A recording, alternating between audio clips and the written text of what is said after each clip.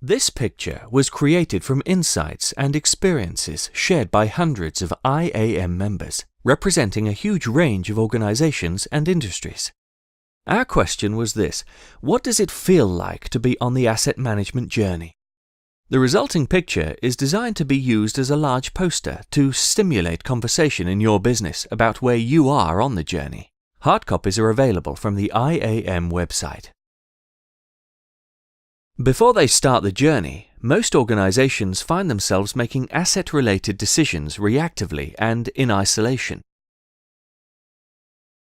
Cost, risk, and performance all need to be factored in, but each factor has its own team, its own specialism, and its own language, and no one seems to be able to translate between them. Here's a typical organization. The leadership team, who make the strategic decisions at the top, are far removed from the reality of the assets at the bottom. There's a clearly understood pecking order from finance and planning down through projects and engineering to operations and maintenance at the bottom. Each bubble represents an individual tribe with its own leaders, language, customs, rituals, assumptions. Decisions are taken based on the limited information that's available locally and therefore tend to be very reactive. Here's a typical example. Something happens to an asset that causes a major disruption. This could be anything: a material failure, an environmental incident, a technical fault. Amidst the panic, there's excitement because those first on the scene feel pride in their ability to handle the crisis, and heroic behavior is something the culture rewards. In the immediate aftermath, the risk tribe homes in on the incident and tries to eliminate the possibility of it happening elsewhere. Because the causes are unknown, they make sweeping decisions, which the engineering tribe across the way sees as an overreaction. Unfortunately, there doesn't seem to be any way of translating the engineer's experience and intuitions into a risk model that the risk people will understand. The maintenance people are upset because they'd been warning about this for years. Now customers start leaving as service declines, with direct financial consequences. As cash dries up, finance start delaying capital investment, which leads indirectly to further incidents, and round we go again. Notice some of the things going on here. Everyone's making good decisions based on their own limited understanding of the world. These are good people. They have certificates, standards, and processes. Unfortunately, they're contributing to a system that, as a whole, is not making the best possible decisions because they're not made from the perspective of the overall system. Add to this a multitude of external contractors, suppliers, and outsourcers, and the idea of making joined-up whole system decisions can seem hopeless. So how do organizations move on from here? The energy for change comes from two sources: top-down and bottom-up. Starting with the bottom-up energy, many businesses already have a groundswell of pioneers trying to break down the barriers. These people know the business needs collective decision-making and are building networks across boundaries to try and make this happen. As for the top-down, sometimes the impetus is personal, as senior leaders take responsibility for change. Other times it's external pressures from owners, regulators, and the like. This often leads to a drive for certification.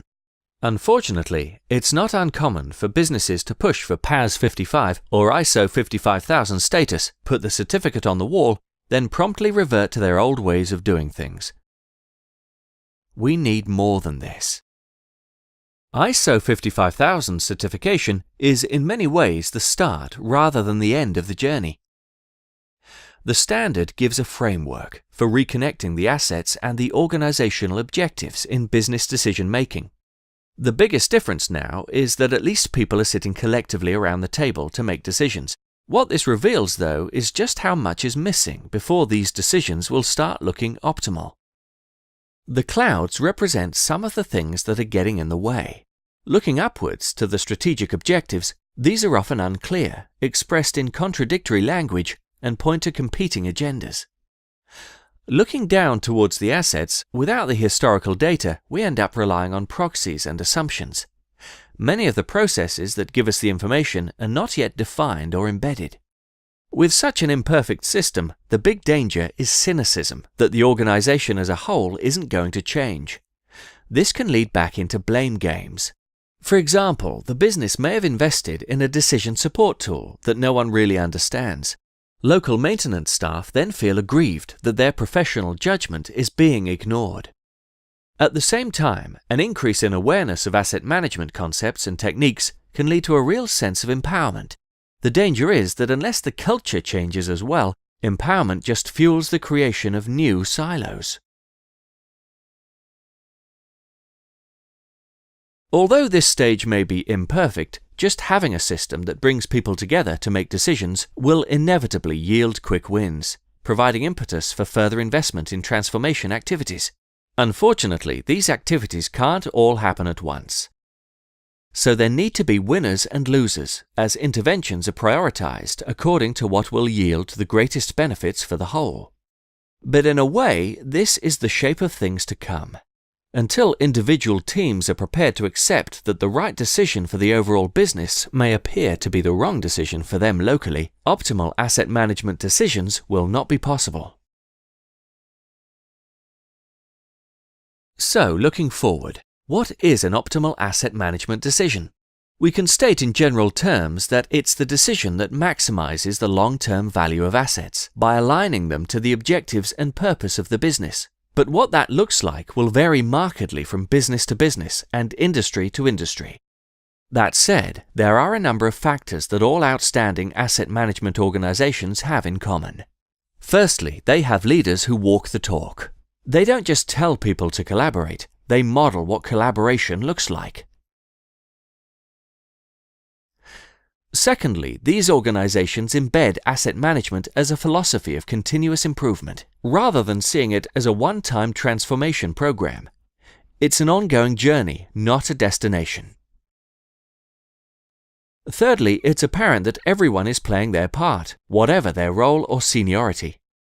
The formal policies and management system provide a framework for integrated decision-making, but these organizations are very fluid in how insights and information flow from team to team.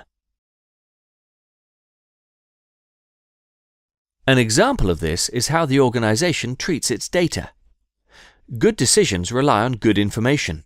With a shared understanding of the decisions they need to make, teams can reach a consensus about the information they need to make those decisions, and the best way to get hold of and maintain it collaboratively, which may or may not involve IT systems. In an asset management culture, information is treated as an asset and cared for in its own right, for the good of the entire organization, as well as for future generations. But perhaps the most striking difference in an organization with a culture of asset management is what it feels like to be part of. Because the organization is always learning and improving, risks become more contained and incidents become far less frequent. This creates space to think more expansively about the possibilities for greater innovation, about the longer-term future, about what could be learned from other industries, or even about the organization's very reasons for existing. This is the journey our members have described to us. So where are you? What elements of the picture seem most familiar to you? Who do you need to talk to move things forward in your business? The IAM has been helping many organizations and individuals learn and understand more about these challenges and, importantly, how to meet them. Why not find out more about our resources and guidance? Here are some of our activities, products and services. Maybe you'd like to participate in our community. And of course, all these resources are free or discounted to members.